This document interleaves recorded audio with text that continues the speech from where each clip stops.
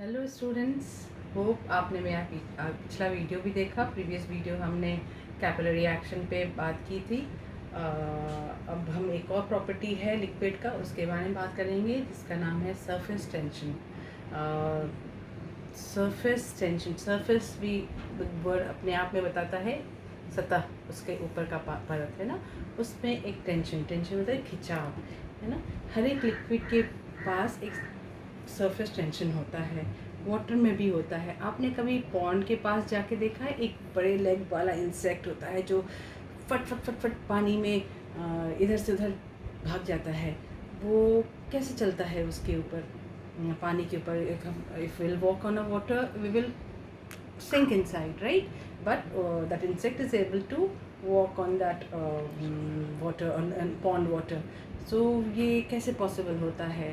और हमने घर में क्या देखा है? हमने घर में देखा है मम्मा ने हमारे लिए हॉट हॉर्लिक्स बनाया है, तो उसमें एक लेयर जम गया है। वो क्यों? उसकी मलाई जैसी जम गई है, या मम्मी की जो टी है उसके ऊपर भी एक डार्क कलर लेयर जम गया है, या मम्मा ने मिल्क उफाना है तो उससे एक लेयर जमा है जिसको हम लोग मलाई कहते हैं, मलाई का फिर हम लोग बटर बनाते हैं। ये क्यों बनता है? या फिर दाल के ऊपर एक लेयर बनता है, और वो जो लेयर है वो एक रिंकल्ड स्किन के जैसा होता है, वो वाइट इज़ फॉर्मिंग। ये सब समझना चाहिए हमें ना, क्योंकि हम तो रोज़ देखते हैं ये सब चीज़ें को। तो ये सारी चीज़ें होती हैं सरफेस टेंशन के कारण। एक वर्ड है सरफेस टेंशन, उसके कारण होता है। एक बड़ी टॉपिक है। हमने कैपिलरी एक्शन भी पढ़ा है, और कैपिलरी एक्शन में हमने देखा कि कैसे ऊपर ऊपर ऊपर ऊपर ऊपर ऊपर चीज़ें प्रोसीड कर रही है। पर उसी में उस कैपिलरी एक्शन में हमने एक फोर्स की मैंने बात की थी, एडहेसिव फोर्स, जो एक मेटल है और लिक्विड है उसके बीच की एक खिंचाव, एक अट्रैक्शन, एक बॉन्ड जो होता है उसको एडहेसिव फोर्स कहते हैं, हम लोग एडहेसिव बॉन्ड कहते हैं। उसके बारे में पढ़ा था। तो ये और बहुत कुछ एक दूसरे से रिलेटेड है। तो सरफेस टेंशन हम लोग वन बाय वन हर एक क्वेरीज को सॉल्व करेंगे। पहले तो हमने आपको बताया कि पानी में भी एक लेयर पे, ऊपर वाले लेयर पे एक खिंचाव होता है, उससे एक परत बनती है जिसमें कोई भी चीज़ गिरता है तो अगर उसका वेट और उसकी फोर्स से गिरने की इंटेंसिटी पे डिपेंड करता है कितनी ज़ोर से, कितना बड़ा चीज़ गिर रहा है, कितना छोटा है, उसका साइज़ एंड उसका वेट पे उस सरफेस पे क्या असर होगा उस पर डिपेंड करता है। नहीं तो अगर वो चीज़ जो गिरी है वो हल्की है और उसका इंटेंसिटी उस सरफेस पे जो एक लेयर बना है उससे हल्की है, तो वो ऊपर में फ्लोट कर जाता है। और इसलिए हम फ्लोटिंग और सिंकिंग का हमने एक्टिविटी किया है नर्सरी में कि, और प्ले ग्रुप में भी किया है कि ये चीज़ फ्लोट करता है या सिंक करता है। उसके पीछे भी यही रीज़न है कि एक लेयर है पानी के ऊपर में, उसके ऊपर उसका उस ऑब्जेक्ट का वेट कितना ज़्यादा है। अगर उसका वेट उस लेयर के जो फोर्स से एक दूसरे को एक लेयर बनाया है, ऊपर का सरफेस टेंशन जो है उससे ज़्यादा है, तो वो चीज़ सिंक हो जाती है। और उसके सरफेस टेंशन से बड़ा है, छोटा है उसका वेट, और तो फिर वो उस पर फ्लोट करती रहती है। पर इसका इलास्टिक है, पानी के सरफेस टेंशन इलास्टिक फोर्स के जैसा चीज़ है। उसको समझने के लिए हमने मिल्क लिया है, और मिल्क में हम एक बूंद डालने वाले, एकदम ध्यान से देखना क्या होता है। देखा, कुछ ऊपर बाउंस किया और तब वो नीचे सिंक हुआ। अब फिर से देखो,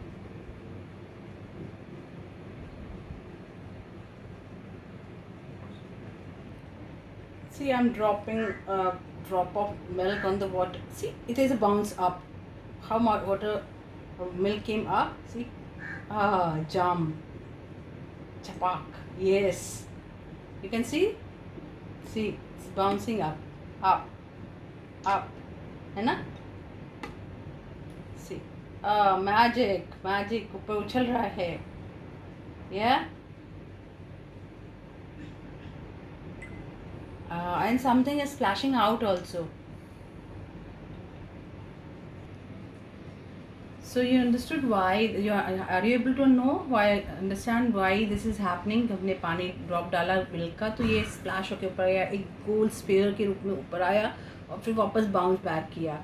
हम जैसे कुछ फेंकते हैं, बॉल फेंकते हैं ज़मीन पे, तो क्या होता है, वो बाउंस करता है, फिर वो आगे जाता है, राइट? वैसे ही मैंने जब इसको ड्रॉप को ऊपर से उछाला तो देखो बाहर की तरफ भी निकल रहा है, sorry,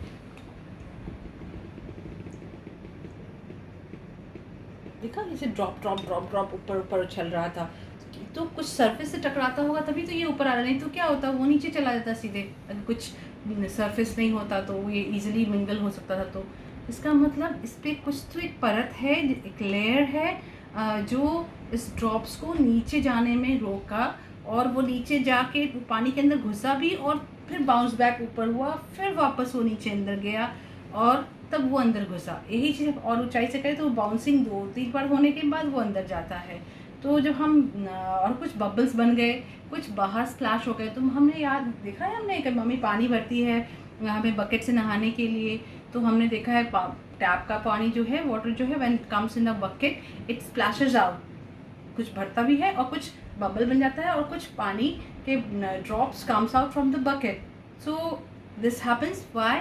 Because of the surface tension, there is some layer on the water above which pushes that is in the elastic forms. तो जब पानी का ड्रॉप गिरता है तो वो थोड़ा नीचे सप्रेस, इलास्टिक कैसे से सप्रेस हो जाता है, और फिर वो ऊपर छोड़ता है, तो वो जो पानी का ड्रॉप है वापस बाउंस बैक हो जाता है, and then again it falls back and get inside the water. तो जब तक उसका सरफेस लेयर जो है उस फोर्स को रेगुलेट कर पाता है, तब तक वो बाउंस करता है, और एक पॉइंट पे वो टेंशन से ज़्यादा उस वाटर ड्रॉपलेट का वज़न एज वेल एज उसकी इंटेंसिटी, उसके इमोशन स्ट्रॉन्ग हो जाते हैं, तो वो ड्रॉपलेट अंदर चला जाता है, पानी के अंदर घुस जाता है।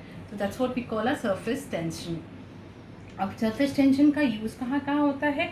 तो एक तो मैंने बताया कि हम जब बाल्टी भरते हैं तो बकेट भरते हैं तो पानी ऐसे स्प्लैश होता है और ड्रॉप्स ऐसे बाउंस करते हैं, जैसे हमने मिल्क के साथ बताया आपको करके, है ना, ऐसे बाउंस होते हैं। देखो कितने अच्छे से बाउंस हो रहा है, देखा, बाउंस पर bounce bounce bounce bounce. I will make it take more milk and then you will be able to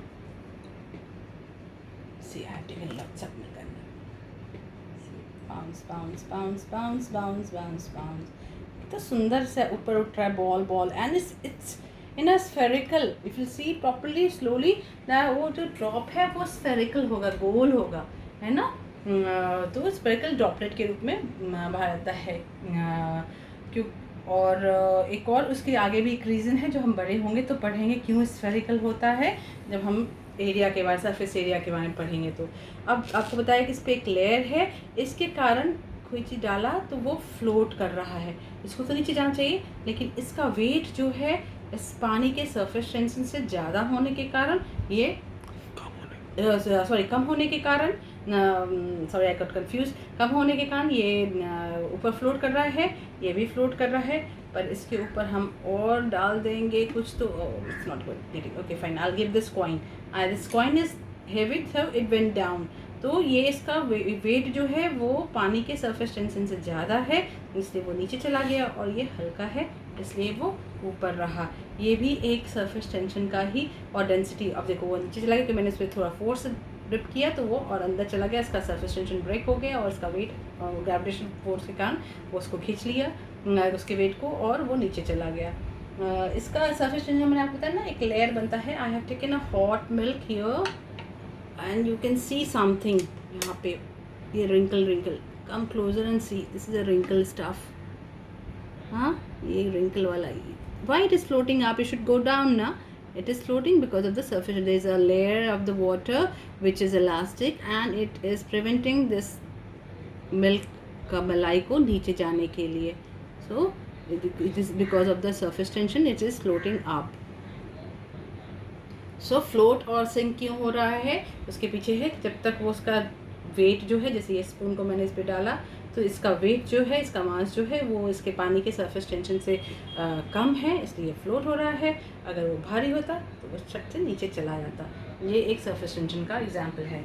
एक और बहुत सुंदर सी चीज़ दिखाती हूँ। हमने देखा है कई बार बारिश होती है तो बूंद बूंद में नीचे आता है।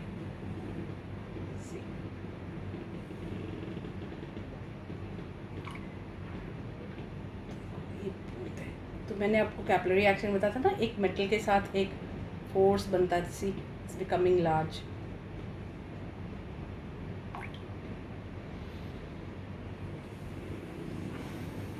देखा वो भी सरफेस टेंशन और एडेसिव फोर्स के कारण वो एक स्फेरिकल रूप लिया और वो ड्रॉप के रूप में नीचे आया। और देखो यहाँ बबल भी बन रहा है, उस स्फेरिकल बबल बन रहा है, वो भी सरफेस टेंशन का ही एक एग्जाम्पल है।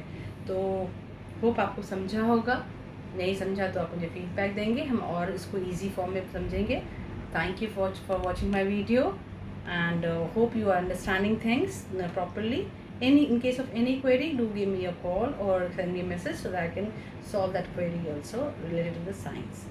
Thank you.